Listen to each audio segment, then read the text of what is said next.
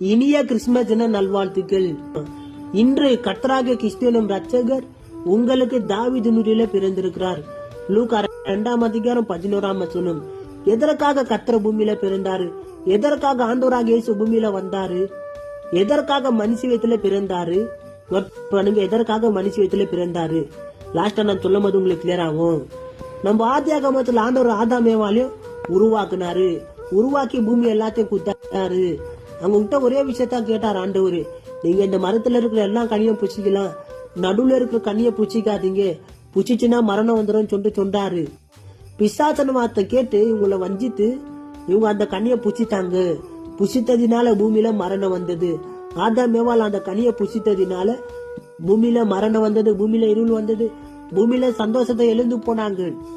பூமியை டோட்டல் இருளாயிடுச்சு. எங்க மீட்கத்தான் வராரு ஆண்டவரு. அந்த இருளை போக்க வந்தாரு, அந்த வெளிச்சத்தை கொடுக்க வந்தாரு, அந்த நித்திய ஜீவனை கொடுக்க வந்தாரு. அந்த ஆதாமேவால் கண்ணிய புசித்ததினால மரணம் வந்தது. இன்றைக்கு ஆண்டவராக இயேசு கிறிஸ்துவின் அப்பத்தை நம்ம புசிக்கும் போது நமக்கு நித்திய ஜீவன் கிடைக்குது, நம்மளுக்கு மறுவாழ்வு கிடைக்குது, நமக்கு சந்தோஷம் கிடைக்குது. இந்த சந்தோஷத்தை நீங்க எல்லாருக்கும் பகிர்ந்து கொள்ளுங்க. இந்த கிறிஸ்துமஸ்ல கர்த்தர் உங்களை ரட்சிப்பார். உங்க பிரச்சனைகள் எல்லாத்தையும் மாத்தி உங்களுக்கு நன்மை செய்வார். கர்த்தரை நம்புங்க. God bless you.